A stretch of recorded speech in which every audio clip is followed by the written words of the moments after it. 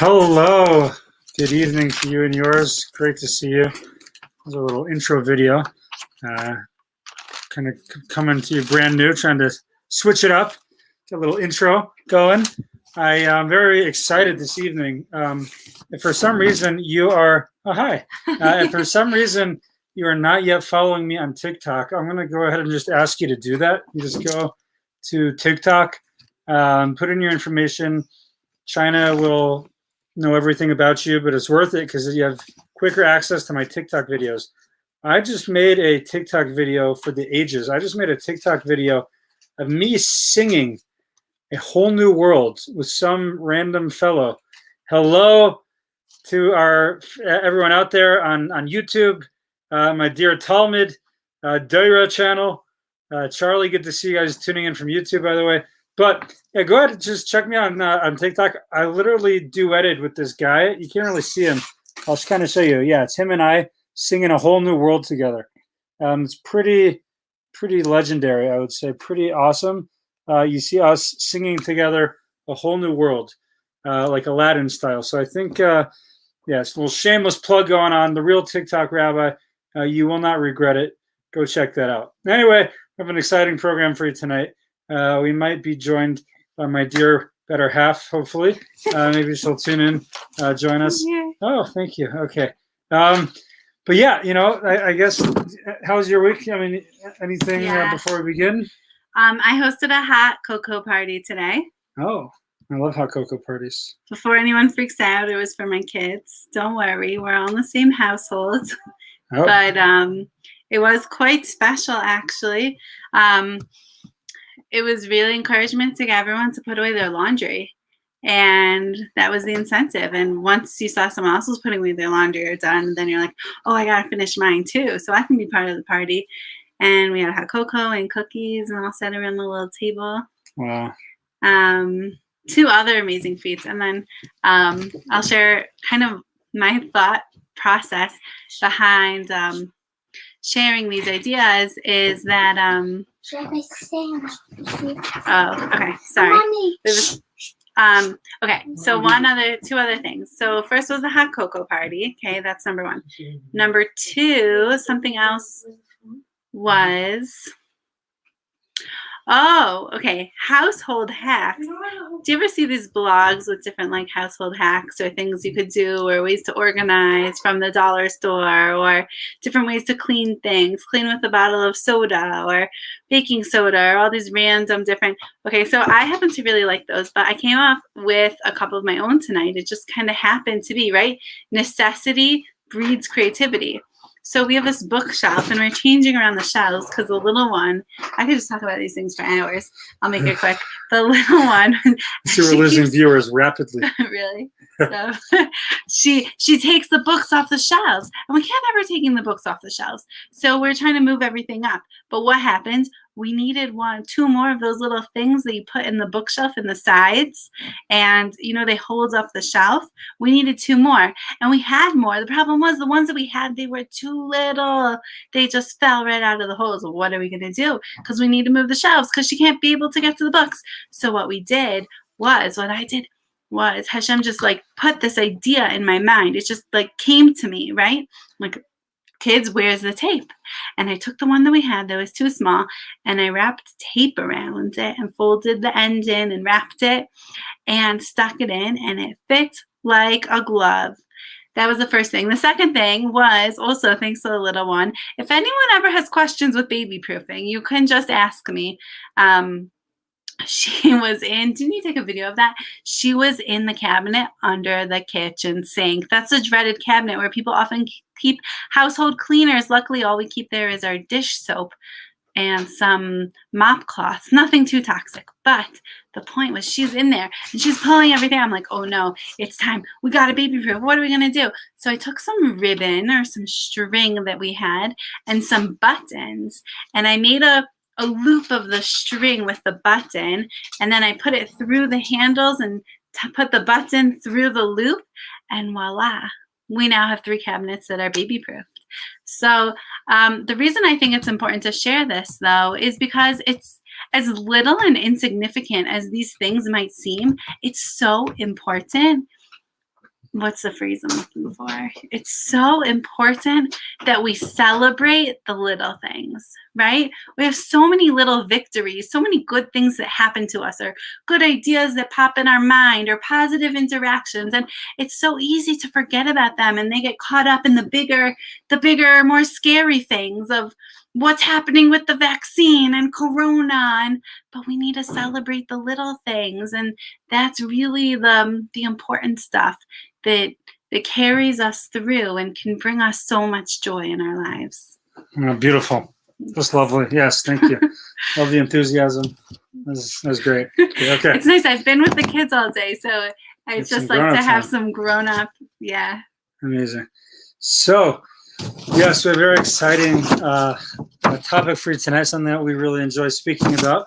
And that is, we're now into, our year number, season 2. Yeah. Season 2 of Live from the Bunker, and we're doing misconceptions of Judaism. So there's actually one interesting misconception that people often have about the Jewish virtue or attribute of humility. I guess that's not just a Jewish attribute, it's an attribute, but that attribute, I guess, from a Torah lens, from a Jewish lens, there's some misunderstanding that people have about it. Yeah, so this actually came up because I was teaching a group learning with a group of girls. We're learning this phenomenal book together. I'll just mention it. It's called Circle, Arrow, Spiral. You can Google it. It's about like the male and female energies in Judaism and how they play out in our lives. So anyways, it's a lot of interesting topics in the book. And we're just going through it and we're discussing it. And then somehow it came up through something else we were learning, and this whole topic of humility, and that like putting ourselves down and how we shouldn't be putting ourselves down, but like maybe sometimes the world sees it that if we don't talk negatively about ourselves and put ourselves down, then we're too prideful, that's the norm. I think it actually came up because I'm so talkative tonight. Just lock me in the house all day. This is what you get. So it actually came up because I was at a store one time recently, and one of the cashiers, she was saying to the other cashier who was walking by, "Oh, I'm always getting in trouble." And the other one goes, "No, that's me. I'm the one who gets in trouble all the time." And then the first one's like, "Well, I got in trouble yesterday." And the other one's like, "That's only because I wasn't there." And I was just thinking, like, on the one hand, it just seems like, oh, so normal. They're talking about who gets in trouble. And I'm like, no, this is not how we talk. You do not talk about yourself that way. And in front of all these people, it's not right. But that's just the normal thing. I feel like in so many situations, it's just to put ourselves down and to focus on the negative. And that's why I think those little celebrations in the beginning, those are just examples of how we can focus on the positive. And so it really spurred this whole discussion about humility, that we don't need to put ourselves down to be humble. That's not real humility. That's a misconception. And so that's kind of where the idea to talk about this today was born out from. Really came, right? Necessity is the mother of invention. That's how it goes. So like it came up and we're talking about it, like, more people need to hear this because it's so important that we have a healthy perspective on ourselves and how we view ourselves and how to talk about ourselves and how we present ourselves. And we realize where's the line between arrogance and humility.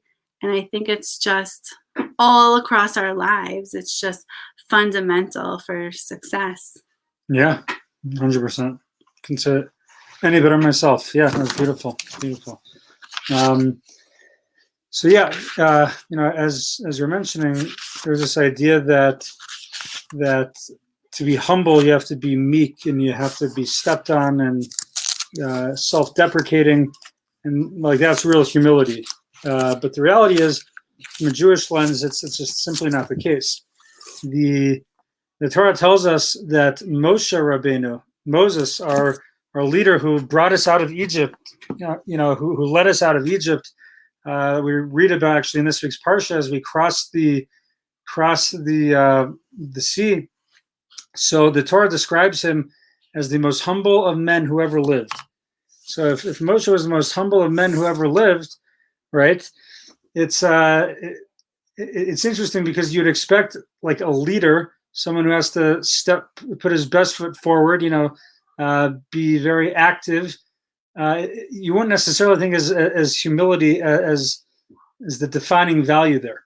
And we know in Moses' life, he did things that didn't necessarily come off necessarily as so humble. Like, for example, despite the fact that he was, raised in the lap of luxury in Egypt, and when he would see injustice, this humble Moshe, he didn't like back down. He wasn't shy.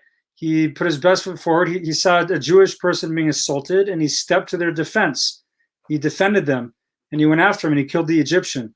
We know later on when... Can I just pause for a second because I'm about to burst. I can't hold it in. Yes. I just want to say hi to Joyce, and hi, Mom.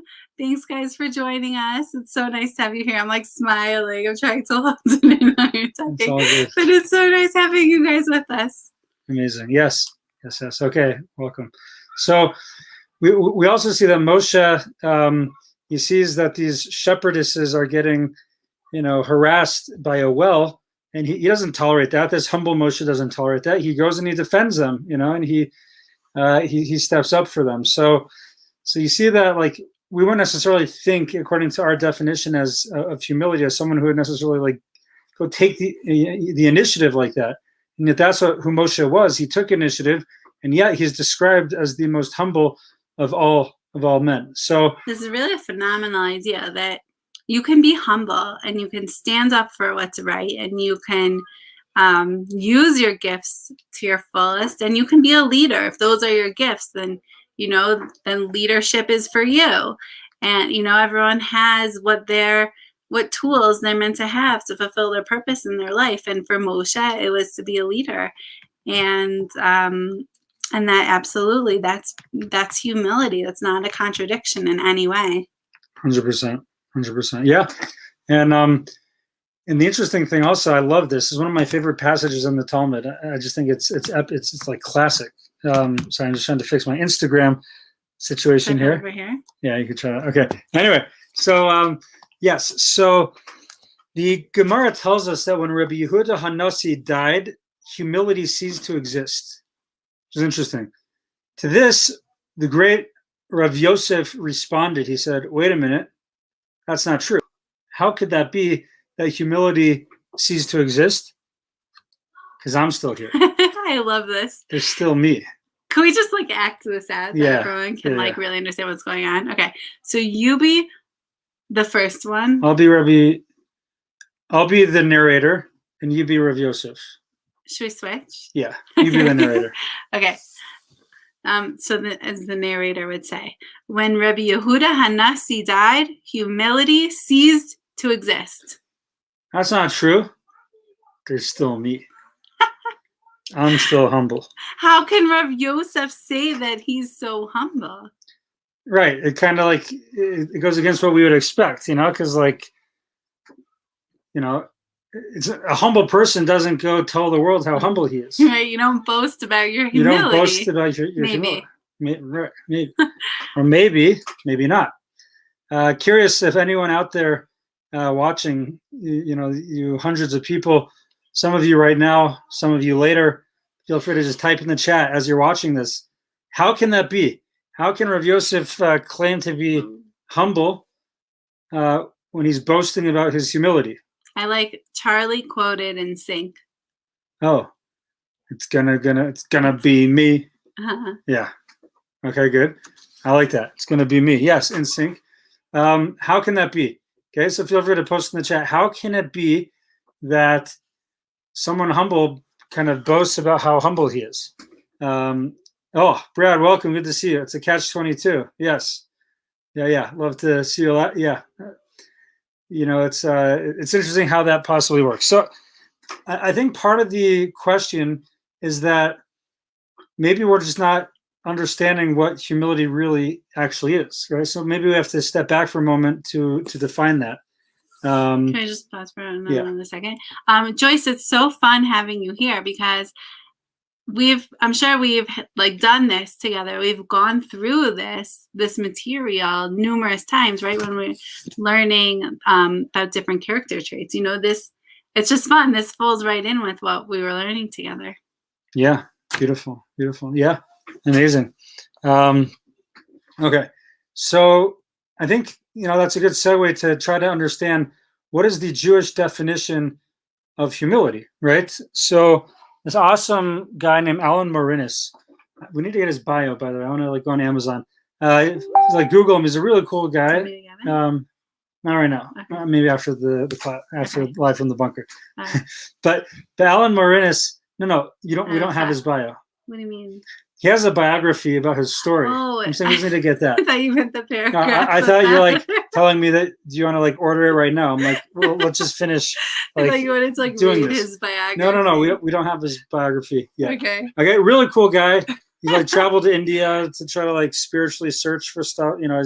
His root. Spirituality ends up, I think, probably in Israel. I don't know the whole story. I didn't read the book. We should get it. We should get it. And he becomes a Musar expert. He studies with the greatest rabbis, becomes a Musar expert. Musar meaning, character trait development, character development. And for me, his chapters that he taught about humility, totally blew my mind. And I'm gonna just type his name in the chat so you guys can see. You can Google it. He has amazing books. Yeah, for sure. Okay, there's Alan Marinis. Check him out. Really, really cool dude. So he basically sets up humility in the following way. And some of you who've come to us in person, some of our classes in person when that used to be a thing, I've definitely spoken about this before, so I apologize, but I think it's such a good reminder. It's like we have all these messages coming at us that humility is something else. So I feel like we need this constant reminder, just to remember, to go back to the source. What is it? Right. Exactly. And this is what he said, right? So he said that what he said is the following, that he quotes a Talmudic passage in Brachos, which is very interesting. The Gemara there says that a person needs to have a place where they sit in synagogue, what we call a makom kavua. So it's I come to my synagogue, I sit in the front right corner of the synagogue, and I sit there every single day. Every prayer, every day, that's my seat. Now, I don't know if anyone has ever had this experience, but it could get uncomfortable sometimes when, it gets a little bit uncomfortable if someone takes my seat. It's what do you do? Awkward. It's awkward, yes. That's kind of my seat, but at the same time, I want to be polite. I don't want to kick you out of my seat. It's not nice, but on the other hand, it's my seat. So what do you do? So can I just clarify this? Why can't you just go find another seat? What's the big deal? Oh, so there's something to spiritually, I guess, me having my own seat. I might be honestly beyond the scope for right now, the deep meaning, why have your own place? And that's also just the etiquette in the synagogue is everyone has their spot, right? Yeah. Where you keep your stuff. And right. My stuff's all there. That's where I'm used to praying, and I connect there in a certain way. And again, why that is, that's a great question. But I want to look at more of just a different angle, right? That Alan Marinis discusses. So it almost implies that, if someone comes and sits in my seat and I go over to them and I'm please, get out of my seat. That's my seat. Get out. I don't care you're a guest. Get out. So the Talmud says a person who does that is actually humble. Of all descriptions that the Talmud describes, it says a person who enforces, who has their own seat is a humble person. It's all these statements about what humility is, they seem so contradictory to what we might intuit. Exactly. To be. It's totally not what I would have thought. So basically, the way he explains this is blew my mind, right? Is the following, that he says this, that when I have my seat, for our intents and purposes, let's just say it's right here where you see me right now. Okay. That is Right your here. seat. It actually is my seat. Yeah. And my lovely wife here has her seat. It's funny because we actually switched spots this week, We did switch spots. but we have the same chairs. True. Same chairs, Yeah. different spots. Yeah. Now, by definition, I am occupying a space that was meant for me, reserved for me That time. at time of night. Okay. By definition, I am occupying a space that's reserved for me. And by me doing that, what am I doing? I'm letting you occupy a place that is reserved for you. Wow. So by me having a seat, I am necessarily enabling you to have a seat as well. So like if you were walking around or switching seats or whatever, then like I might not feel comfortable. Then where am I supposed to go? Then I feel like I'm getting in your space. Exactly. So by me switching seats, I am spreading myself out more, limiting other people's opportunity to have their space. It's almost like we switched spots on purpose. It was just meant to be. We didn't do it on purpose. This is true. Yeah. Oh, Brad noticed this. Yes. Mm-hmm. Total hashgacha pratis. Just no reason, Brad. Just. I think Hashem just wanted it to happen to like bring the point home. Another example. Exactly. So this idea that therefore by you having your own seat, you're humble because there's something about humility, right? That there's an aspect of humility that enables you to fill your space completely. In my case, there's a lot of space to fill, but there's also at the same time room for you to have your spot. Yeah. To me, that kind of blows my mind. In Morinus's words, he says, humility is limiting oneself to an appropriate space while leaving room for others. I guess as they might say in the UK, limiting oneself to an appropriate space whilst leaving room for others. That's a great word, whilst. Yes. Yeah. And just one example, to think of and this can help you understand to what extent, you excel in the realm of humility or not. Let's say you just sit down on a bench or a bus or, you go on a Southwest Airlines, and, let's just say that you do that. And I'm trying to figure out how to turn off the Instagram. But anyway, it's probably going to die soon. But anyway, let's just say that you do that, okay? And you spread out. You go on your Southwest Airlines, you pay the $15 to get on before everyone else, and you go plop down, on a nice aisle seat, and you're going to do everything you can pre-corona to make sure nobody sits next to you in the middle seat. So you kind of just spread out, kind of spread out. And by doing so, you're limiting other people's ability to sit as well and to occupy their space. Yeah. Wow. So. Can I read this next quote? Yeah. I really like it. Is that okay? You ready? Yeah. No. So read that, but before we transition to that. Yeah. So I think this comes up honestly in the realm of I feel like CEOs would do well to understand this. Let your people fill their space. Meaning, if you overextend yourself, overmanage, you're going to be limited because you're not going to let your people shine and fill their space. I also think maybe in the realm of communal politics, this is important. Just because organizations need to recognize or businesses recognize your strengths and what you do and do that. Awesome. And you leave room for other people to fill other needs and do what they do. Awesome. So there's really a lot to go around for everybody. Right. Like for the Jewish experience, we have to focus on, what our purpose is and what our role is as an organization. And if we try to do too much, then we'll be spreading as an organization ourselves too thin that nothing will really come out that good. Exactly. Yeah. So this quote says, being humble does not mean being a nobody. It just means being no more of a somebody than you ought to be. So I think that just ties in so much with what you were saying, that, you know, when you're leaving space for others, it doesn't mean that you're not good at anything, right? Like, I think that I see this very practically. Like, let's say you are a really good writer. Okay, you're a great writer, but let's say you're not a very good singer. Okay, so if you go and try to become the best singer and you sign up for every choir, I mean, if you really enjoy it, that's fine. You can sing also, but you have this skill of writing. You need to develop your skill that you were given, because it's so important for the world, because it's here for a reason, right? You have this skill for a reason to use it. So if you forget, if you don't focus on your skill, and you know, your friend, let's say, is a really good singer, so you want to be a singer also, and you just work on singing, then you're not being you. You're trying to be her, but she's a better her, and you're a better you. And part of humility is knowing where your space is and doing what you're meant to do.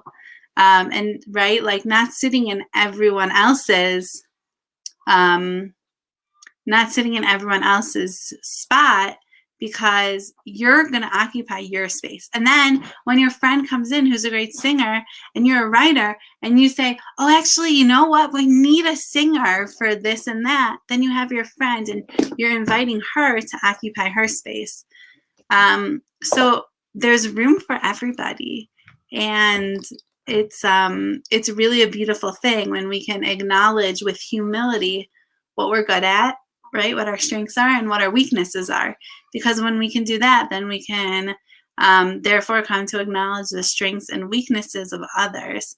And we can put our best self forward in fulfilling our purpose and enable others to do so alongside us. Yeah, love that. Love that.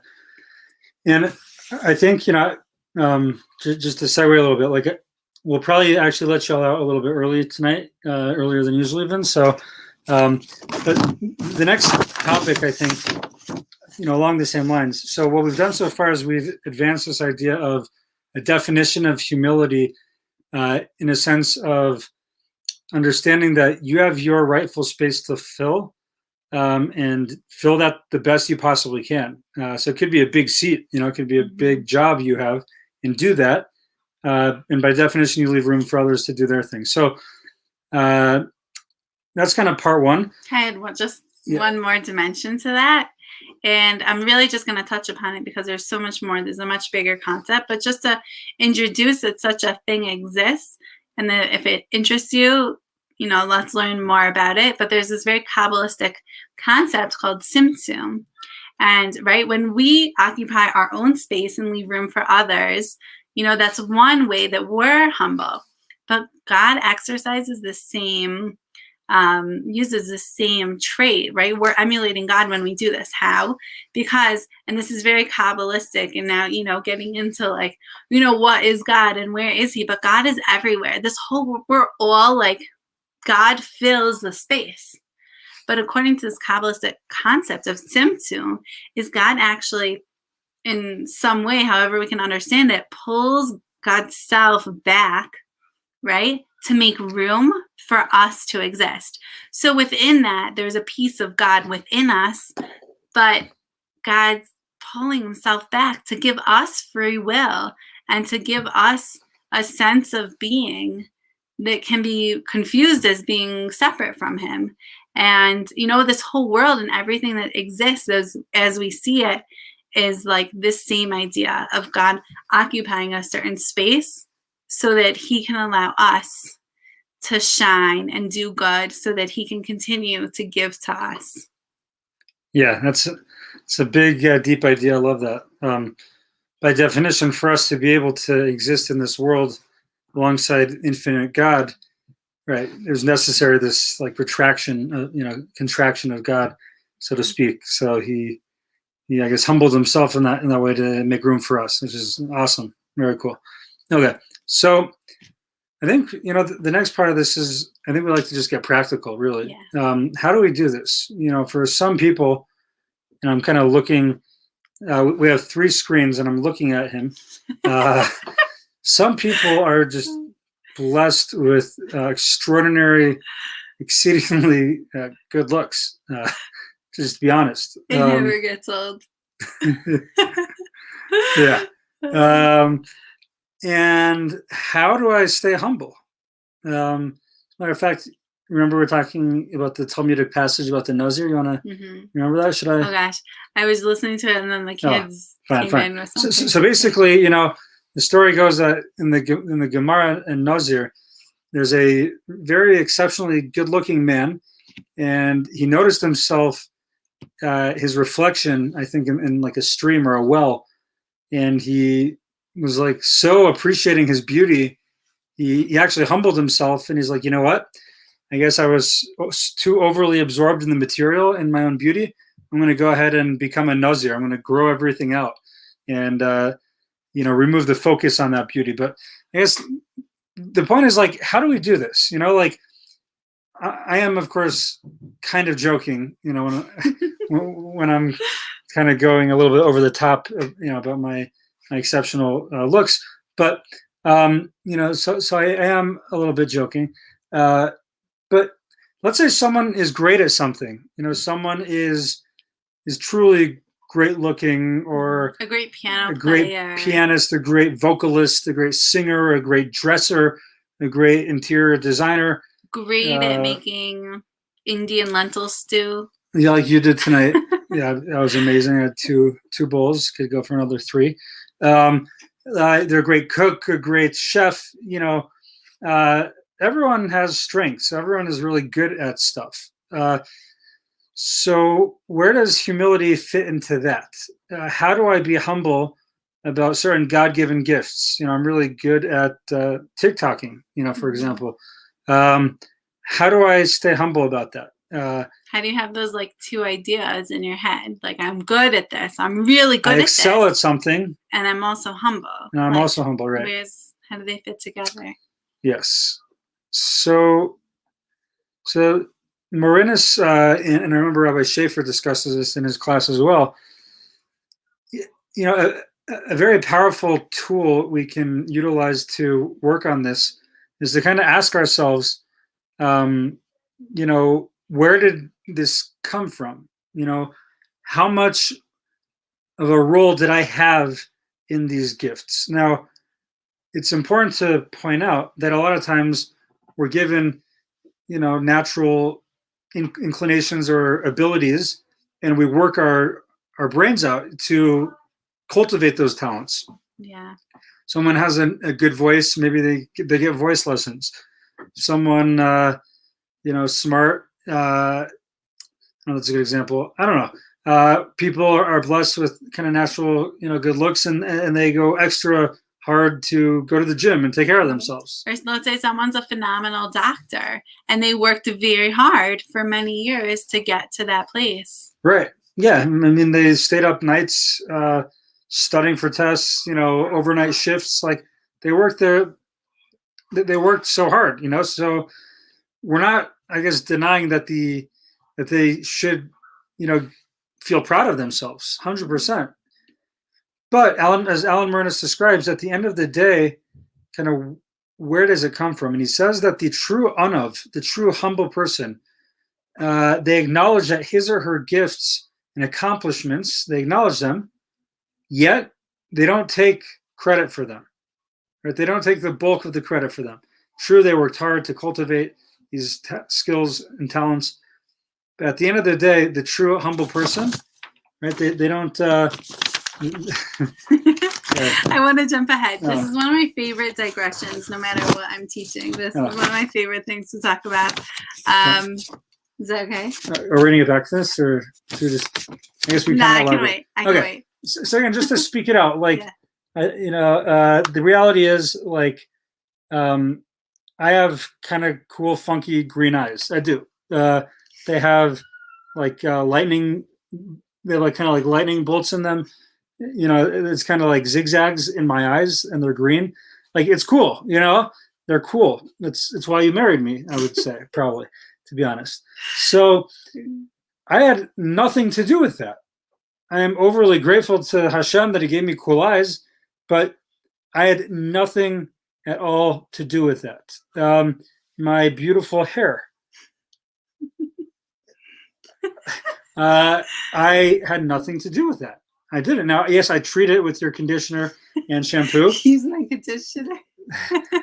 But I didn't give myself this hair, and it's important to realize that that so much of the stuff that we're blessed with. If I was blessed with a good voice, Rabbi Schaefer's example, I didn't formulate the way that my vocal cords, come out and how the sound is emitted from the way that my vocal cords happen to be constructed.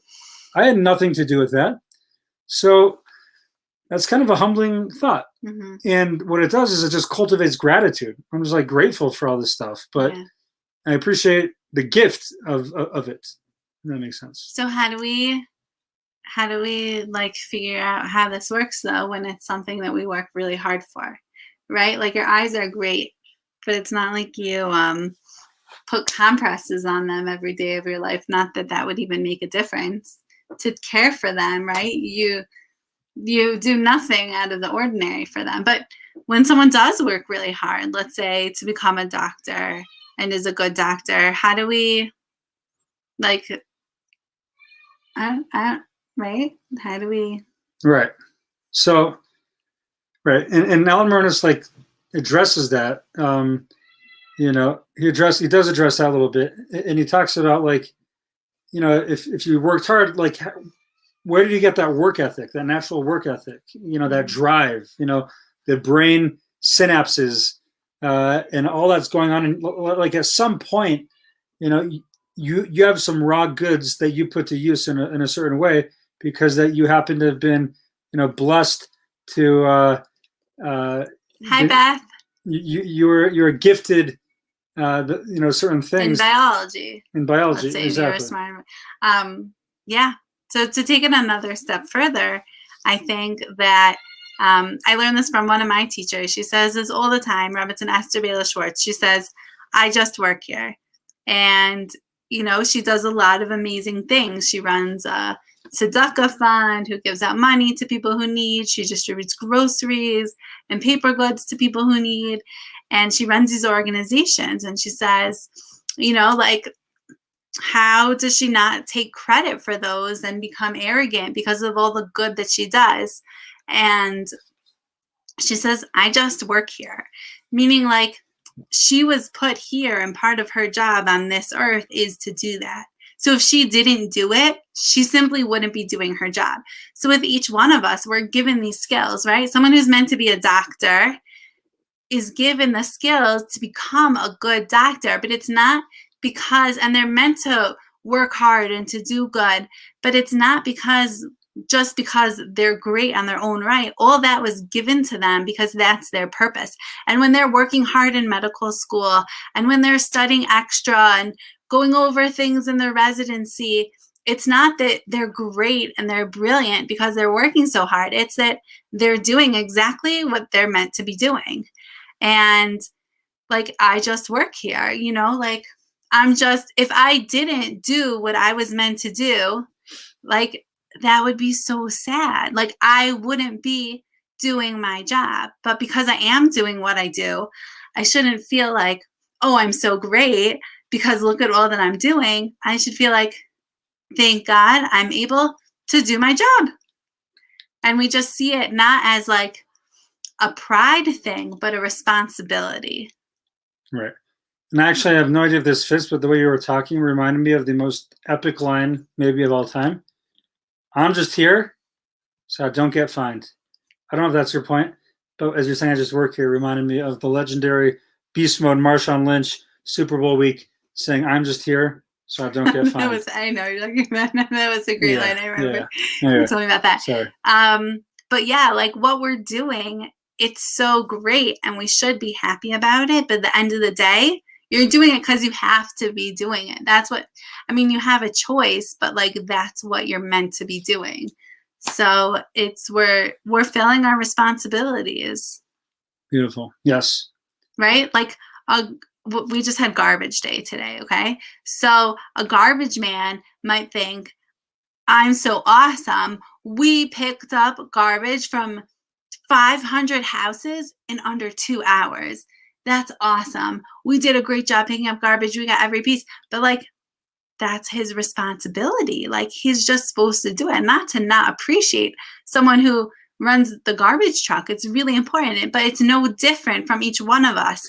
The garbage man is no different from the doctor. Each one has their role to play. And as long as you're playing your role, that's your path for greatness. And that's your responsibility. And that doesn't make one person better than another person, as long as we're each doing our job. Right, exactly. And if you look, you could say the same thing for the surgeon. I'm so awesome. I did a surgery today, successful surgery. But yeah, that's why God put you here. You were meant to do that, and if you didn't, then like that would have been a shame. Exactly. Now it's also interesting, by the way, because the Alan Morenis basically says it works the other way as well. Meaning sometimes when we fail, we also have to understand that to some extent it's beyond our. So, to some extent, we can do everything we can. We try our hardest to get the desired result. But at the end of the day, if I can't cut it to get into Harvard, which I can't, like I don't have to like let that define my self-worth and lose my self-esteem. If I can't cut it, to be a doctor, because this is not the way that God, the talents He gave me. Like I don't have to get despondent about that, right? So I think it's important that it also works the other way, meaning not to get too high. And too haughty or too up, because I'm so great. Look at all this. Oh, God gave you that to do that, but also not to get too down. Yeah. Like you just get like bummed because like I'm a failure. I couldn't do this or that. No, like to some extent we try our hardest, but sometimes we just weren't given certain tools, or we weren't meant to be successful at that time. Exactly, and that's out of our control, and we have to be able to just relinquish control, and hopefully we did do our best, and at the end of the day that's all we can do, and that's all we're responsible to do. Exactly. Yeah. For sure. Okay, good stuff. Yeah, so that a couple ideas, and then you're gonna turn the page because you wanted to go on no, that was my that was amazing. Okay, cool. Along similar lines, actually, it's kind of a yeah, maybe I'll come back to that if I remember. But yeah, so obviously we have to always try our hardest to achieve the desired result. But at the end of the day, if we tried our hardest, we did our best, and it wasn't meant to be. So that's part of bitachon we spoke about a couple of weeks ago. But we just trust that, like, that's not what I'm here to do. And I'm okay with that. Yeah. If I didn't get into that program, I didn't get that job. Clearly, that's not what I'm here to do, and I'm good with that. So I think that's an important idea. Yeah. And even the smaller stuff, too. Yeah. Like, I don't know, what's an example? I didn't finish something on time, even though I don't know. Yeah. But like in every way, just incorporate that into our lives. Right. I see Ben Mayer give us a nice like. Appreciate that, Ben. Ben and I can relate to this. Hi, Justine. We didn't do all that well in fantasy football. Matter of fact, we did as bad as you possibly could do, finishing last place and second to last place, respectively. To some extent, like, I don't know my point. I guess it's kind of my fault, and it's certainly Ben's fault for drafting an entire team of Baltimore Ravens. My fault. I had some injuries, I had some tough breaks. It wasn't my year, so I'm not gonna lose, get despondent. Now, the Ramchal, Rabbi Moshe Chaim Lutzato, says something I thought was just tremendous. Just say hi to Elise. It's nice to have you with us. Hello. Okay. Now, squirrel. I have no idea what that is, do you? No. Is that like a reference to something, squirrel, or you like squirrels? Apparently Ben knows what he's talking about. I mean, I will say the following, right? I will say that I know a few Russian words. That's what I was My dear Talmud, who's watching on YouTube, if you're still with us, my friend, chime in. But I know a few Russian words. My dear Talmud is Russian, and one of them is bialka. Bialka means squirrel. So, Brad, I don't know where you're going with that one. Bialka, squirrel. It's a great word. Bialka. Niet kaktila harasho, babushka. Okay, sweetheart, we'll come back to you in a minute. Okay. No, we're just in the middle of doing something.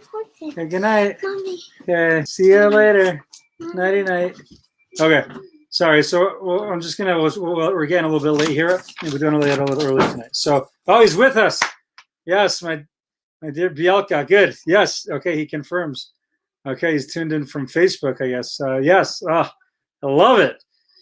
Extra credit for you, my man. Tuning into your Rebbe's class Tuesday nights. Extra credit. I love it. I love it. Good stuff. Now, the Ramchal, listen to this idea. It's incredible. Okay, the Ramchal says, because what we said before is that if you're blessed with something, whatever that is, let's say you're blessed with natural strength, or maybe you're blessed with money. You're blessed with money. You're blessed with space. Space. There's a whole lot of things you could be blessed with. Okay, and let's say like natural things that you're natural blessings, that you were given. Okay, so the Ramchal says, because what we said before is that means humility means understanding that that's not necessarily because of me, but rather those are simply gifts that Hashem gave to me, that God gave to me, for which I should be grateful. Okay, that's how we're meant to view it. The Ramchal takes that a step further. This is what he says. The Ramchal says the following. He says, when you have a natural proclivity to something, proclivity, not proclitivity. That's a great proclivity. Word. That would be a Bushism. Proclivity, I think. Proclivity. I think that's the word, proclivity. If you have a natural inclination to something, a natural skill set at something, Ramchal says that's not just a gift, that's a responsibility. You like that dramatic pause and lowering the voice? That is great. Thank you. Can you do that again? Not just, if you're gifted something, you have something you're very good at, it's not just a gift.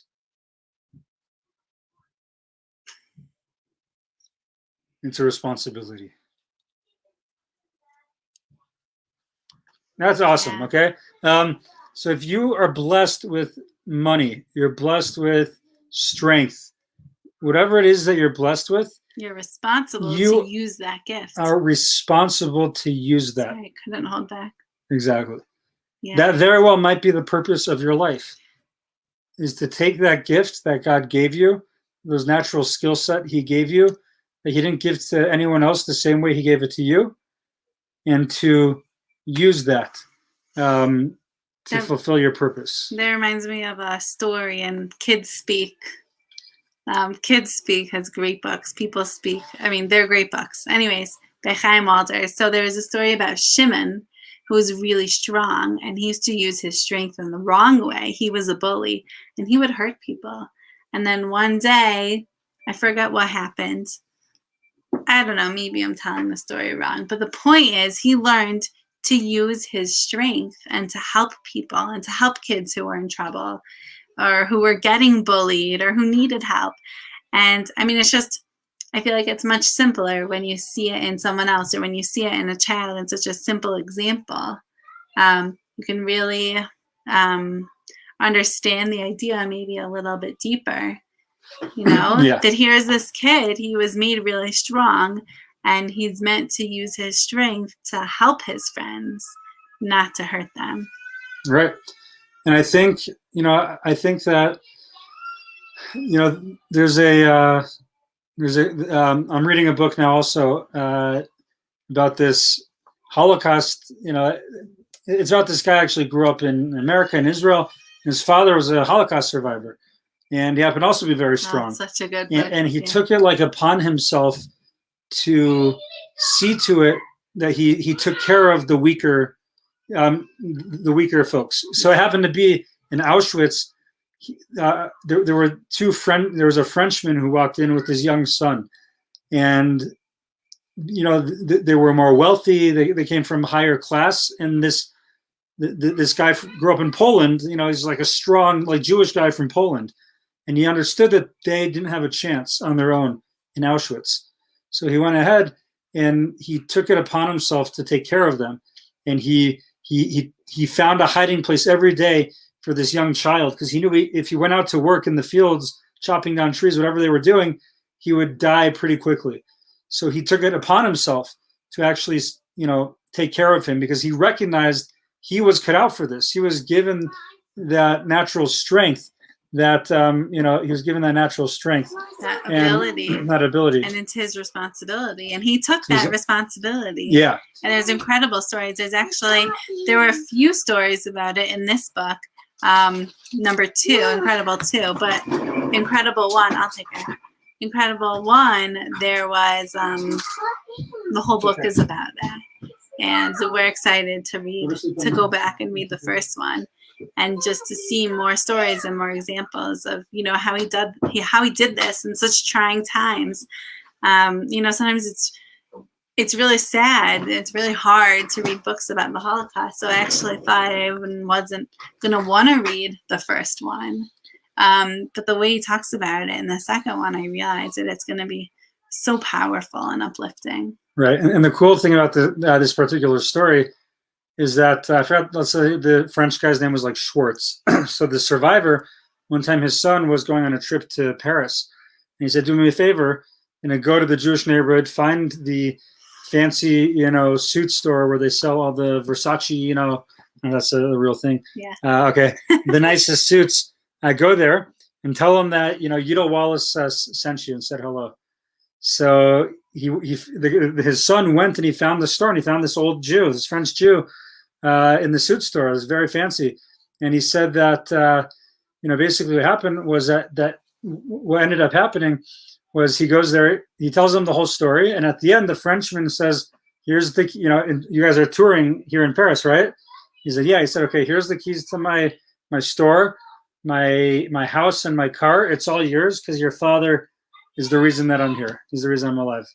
He took care of like the weaker me. He utilized that strength that he had. So the point that we're just bringing out here is that whatever your strength is, we need to cultivate it. We need to utilize it, and we need to change the world with it. Really, we need to make a difference in the world with it. And that's true humility. What is humility? Humility is knowing your strengths. You have to know your strengths so that you can use them, and you use your strengths and not anyone else's strengths. But the more you know yourself, the more you're able to be humble and use that and stay within your own space. And yeah. So I think to conclude really is, there's 2 things to remember and reflect on as we call it a night here. The first is the first one is the following, right? The first idea is that you need to occupy a right. This is actually Alan Marinis's words. He says you need to occupy a rightful space, neither too much nor too little. So that's the first thing that we have to remember. Really, is to occupy our space, not too much, not too little, but our space. And at the end of the day, we're not arrogant, because we remember where those strengths come from, and we're humbled by knowing that God gave them to us as a gift. And no matter how hard we worked on them and used them, that was just our responsibility. But all that goodness is really a gift. Exactly. Big shout to Ben. I love this line. With great power comes great responsibility. Beautiful. May we all discover our power and use it responsibly. Exactly. So we want to actually leave you off tonight with just a little assignment, so to speak. Little assignment. Okay, so here's what we want you to do. I want you to write down 5 things you do well. Heck, You can even throw it in the chat. You can just let us all know, because that's still being humble. You're not being unhumble, arrogant by telling the world, the thousands upon thousands of people who will see this, your strengths. So go ahead and write that down. You don't have to put it in the chat, but you could write it down on your own, on a piece of paper, on your phone, in the chat. Write it down. Hang it up in your room. Hang it up. Put it on the background of your phone. Yes. Any of those are great options. Put it on the bathroom mirror. Yes. All good options. Okay. And then ask yourself, in what way am I responsible for these qualities that reside within me? Are they not gifts that I received? That was Alan Moranis's exercise he advised doing. Isn't that intense? Like, once you write down those things that you're good at, like, what if you're not doing anything to use one of them? Like, that's scary. One caveat, though, that I learned from Rabbi Niven is that sometimes, we're at different stages in our life, and we're not meant to be focusing on our life's purpose. We're meant to, spend some time taking care of someone else, or, something else came up, and it's always, what am I supposed to be doing in the present moment? But overall, we can't just use that as an excuse. Overall, we have to know what those things are. And even if you're in a specific place because of Corona or something else going on, that you don't have the capabilities to focus and to really be developing those, you can have that as the goal. And remember, they're there and they're waiting for you. And it's a very important part of your life. Exactly. Good. Okay, so go ahead and just reflect on that. Hopefully we can all do that. And by that, I think we accomplished two things, right? We accomplished zeroing in on my natural skill set, what I'm good at, and what I should be doing with those skills to change the world. And then two is we can work on our humility to appreciate, when you really boil it all down, we do appreciate and come to understand at the end of the day, so much of what I'm good at and what I love doing is just a gift from God. So Sarah's getting a little too tired. We're going to just call it here. I love that. Before 1 hour. Thank you all.